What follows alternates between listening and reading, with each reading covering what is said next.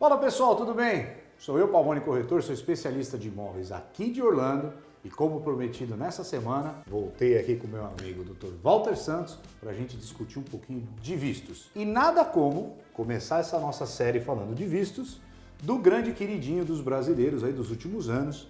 Nós vamos falar um pouquinho do EB2NW, como é que ele funciona. Dr. Walter, obrigado mais uma vez. O que você me fala do EB2NW? Eu que agradeço, é um prazer estar aqui. Eu acho excelente a oportunidade de poder esclarecer uma série de coisas do EB2NW, tá? Isso. Ele, como você disse, é o queridinho da comunidade brasileira, mas logo ele vai ser o vilão, porque já estão vindo mais negativos do que aprovações. Mais um! Dizem que os brasileiros conseguem acabar com os vistos, né? Cada hora é um L1, depois estudante, a EB5 já está tendo problema, agora a EB2NW, enfim, tem que tomar cuidado, porque não quer dizer que as pessoas não qualificam. Algumas qualificam, mas outras não. Mas vamos falar, o que é o EB2NW? Muita gente não sabe das diversas facetas que esse visto tem, né? Olha só, o EB2, a premissa básica é que ele depende de uma oferta de emprego, acredite. Ah, é? É, ele precisa de um Labor Certification, mas tem uma regra de exceção no EB2, que é a regra do NIW. É o que diz, você fica dispensado do Labor Certification se você tiver certos requisitos. Porque o Labor Certification seria o equivalente ao EB3. Exato, mas ele também é exigido para o EB2. Aqui no EB2 são situações onde o estrangeiro ele tem um grau avançado de mestrado ou doutorado, ou ele tem bacharelado mais 5 a 10 anos de experiência profissional naquilo que ele faz. Então aí ele eleva a graduação. Aí você pode isentar ele de ter a solicitação do Labor Certificate para ele poder vir para cá e procurar emprego. Exato. E veja, isso é importante dizer, porque tem muitas pessoas aí fora que não explicam para o estrangeiro no que consiste o NIW. Falam do que é o EB2 e, numa análise assim perfunctória, simplista, introdutória, simplesmente dizem, você qualifica, mas sem nem olhar o histórico detalhado do estrangeiro. Só olhando o currículo, numa conversa com o estrangeiro, dizem qualifica. E nunca mencionam o que é o NW. O que é o NW? Ele é o National Interest Waiver.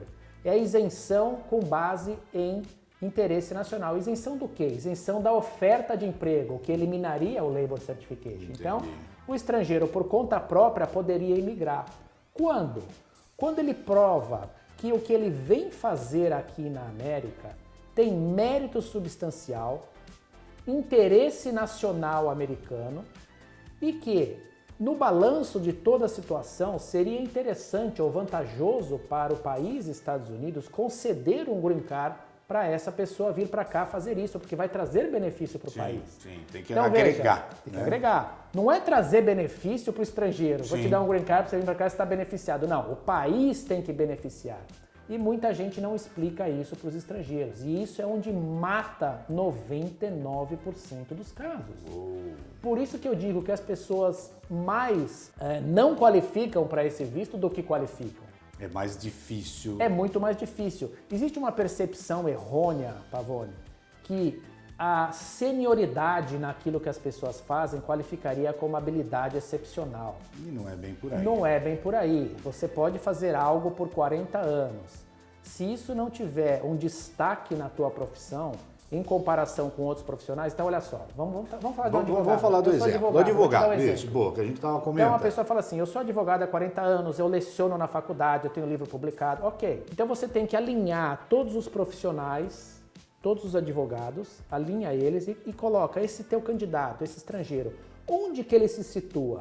Porque a lei fala que a habilidade excepcional é para aquele que se situa significativamente acima da média. Então você tem os advogados delineados assim, um ao lado do outro, onde que esse profissional se coloca na categoria dele, ele está significativamente acima da média. Então esse é o primeiro obstáculo a ser vencido. Tá, como demonstrar isso? Né? Você demonstra que ele qualifica por EB2.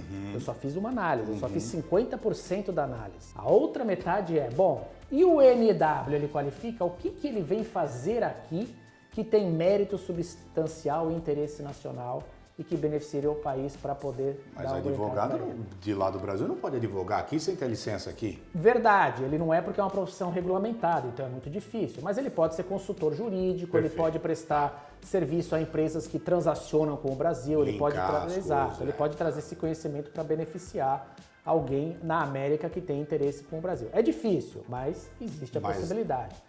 Os critérios mérito substancial e interesse nacional são absolutamente subjetivos, Pavone. Você pode argumentar isso em uma série de coisas. E vai também do oficial da imigração que está analisando na descrição dele, se ele vai aceitar aquela explicação ou não. Não tenha dúvida, não tenha dúvida. O que aconteceu recentemente é que com a, digamos, pluralização, para não dizer banalização, do visto EB2, que está sendo vendido como produto de prateleira e não é, isso acabou elevando o nível de análise da imigração. Então, o que antes podia ser aprovado como mérito substancial, interessante, hoje não é. Hoje não é, porque banalizou. Então, foram tantas aplicações que aumentou a negativa delas. É a mesma história que a gente teve com a L1 há 10 anos atrás, que todo mundo fazia L1 de qualquer jeito. Exato. O que eu sempre digo é o seguinte, se todo mundo é excepcional, então todo mundo é normal. Esse passou a ser o normal. E eu acho que também a imigração ela deve ter um estudo olhando, falando, bom, dos vistos de habilidade especiais aí do EB2NW, 60% que nós emitimos foram só para brasileiros. Os brasileiros realmente são excepcionais. Excepcionais, exato. Então veja, a análise é muito mais compreensiva do que é vendido aí fora. A ideia é olhar o histórico passado profissional da pessoa e projetar esse histórico para o futuro, para saber se o histórico passado dá ao candidato potencial futuro de fazer algo aqui na América que traga benefício para o país. E a gente sabe que na prática nem todo mundo vai fazer isso, não é verdade. E eu conheço gente com habilidades especiais que chega aqui e fica pendurada nos stamps do governo. Eu acho isso um absurdo. É aquela história que você uma vez mencionou, é o PhD em física fazendo Uber. Exato. Nada contra quem nada faz contra. isso. Não, mas ele está violando a premissa básica do visto. Ele se aplicou para ser, isso, exatamente, né? Não para fazer isso daí. Agora, então, o que a gente estava conversando, por essas análises terem sido feitas mais ou menos e a imigração está sendo mais criteriosa, hoje a gente está tendo uma grande enxurrada de negativas aí. Sem dúvida, está tendo muita negativa. É um processo que não é simplesmente documental. Você tem que elaborar um plano de ação do que você vai fazer aqui no país. Então é algo que você tem que trabalhar em conjunto, muito próximo com o profissional que está cuidando do seu processo. É saber o que você vai apresentar em meu nome, qual é a proposta do que eu vou fazer e onde nós vamos demonstrar que isso vai ter interesse para o país. Tem que estar vinculado no processo, tem que estar acompanhando. Você pagar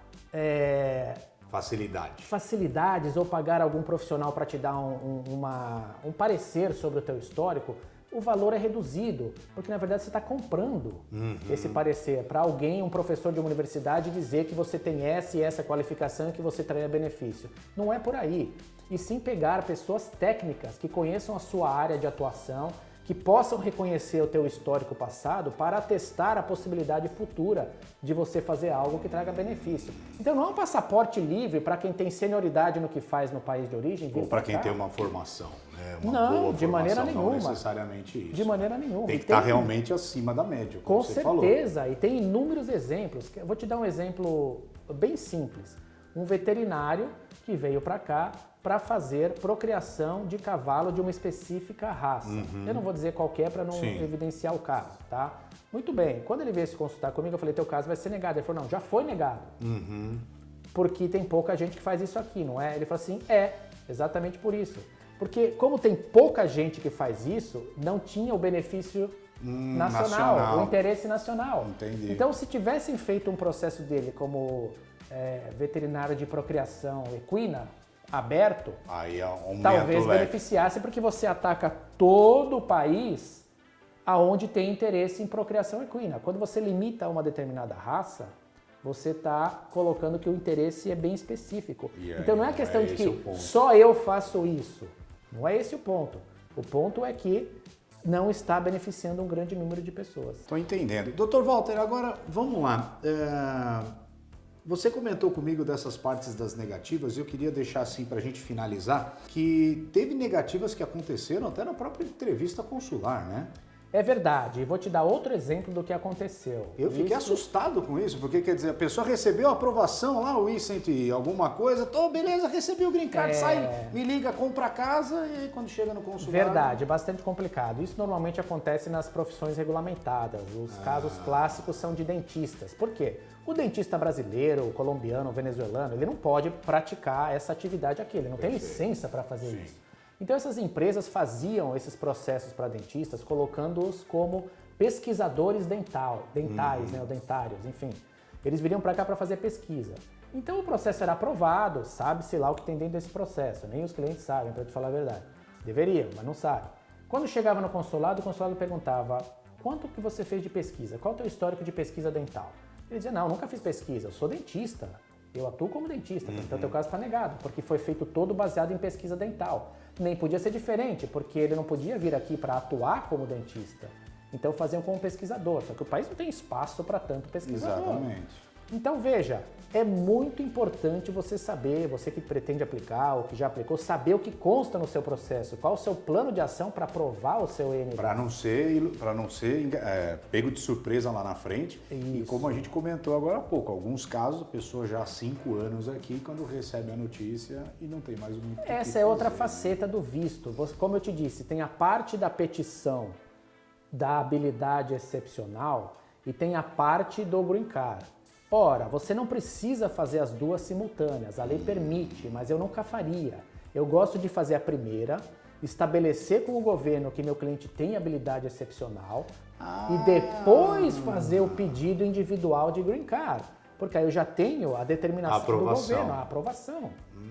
Então, o meu cliente já está informado do que ele deve fazer. Só que isso não dá o advanced parole para a pessoa. Não dá, mas é uma questão de tempo. Eu estou protegendo o meu cliente, não colocando ele no tudo ou nada. Quando você faz as duas fases simultâneas, você está colocando a pessoa no tudo ou nada. E isso é um problema, porque a hora que nega, ele está a pé. Porque aí negou, tem 30 dias para sair, perdeu o parole imediato e acabou. E é importante as pessoas saberem... O combo card, que virou famoso. É importante as pessoas entenderem que a parcela do visto chamada NEW é uma determinação discricionária do oficial administrativo e migratório. Ninguém tem direito ao NEW. Você pode ter o melhor currículo do mundo. Se o governo entender que o que você vem fazer aqui não vai trazer benefício, ele vai negar o green card para você. Então isso é discricionário. Por isso que é importante ter essa etapa feita primeiro, para só depois de aprovada essa parte discricionária, você partir para a sua aplicação de green card. Essa é a minha recomendação. Agora eu tenho certeza que eu vou conseguir, aí vamos aplicar para o green card. É por e aí. isso está demorando quanto tempo para fazer dessa maneira? Vamos aprovar a sua profissão para depois a gente pedir o green card? Está demorando 1 ano e meio para aprovar a petição, para depois fazer a parte do green card. Quando você faz simultâneo, você ganha esse 1 ano e meio na parte do green card. Tá. Mas você ganha também uma preocupação maior no caso de é um tiro negativo, só, né? Não dá para remediar, né? Na hora que negou, acabou, né? Da outra e isso maneira, acaba com as suas possibilidades futuras. Então, é algo que eu não brincaria com isso. Eu acho que a vida das pessoas é muito séria. Você está falando de famílias inteiras vindo para esse país. Um sonho todo, né? Sonho crianças todo. indo para a escola. E quando eu digo no tudo ou nada, a pessoa está jogando pro tudo ou nada. Ou ela recebe a residência para vir para cá, ou ela é deportada.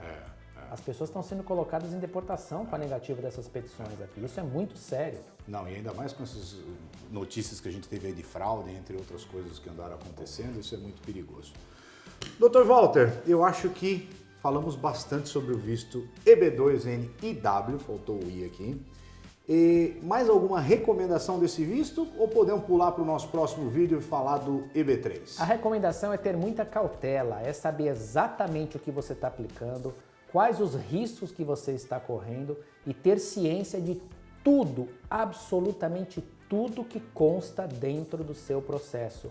Eu sempre entrego para os meus clientes a carta do processo EB2 para ele ler e, como eu digo, assinar embaixo para ele dizer tá tudo correto que está aqui. Essa é a ideia. Verifique o seu processo. Verifique o seu processo, porque é você que vai responder por ele, não sou eu. Porque eu estou trabalhando com os elementos que você me entregou. Eu não estou criando nenhum elemento novo. Não, e a responsabilidade é de quem está aplicando, né? É da Sem pessoa dúvida. que está pedindo a petição e não do advogado que Sem fez. dúvida. Então é bom realmente verificar tudo que está acontecendo. De acordo. Legal, Dr. Walter, obrigado mais uma vez. Vamos encerrando por aqui e voltamos no próximo vídeo falando sobre o EB3. Sabe como é que ele é?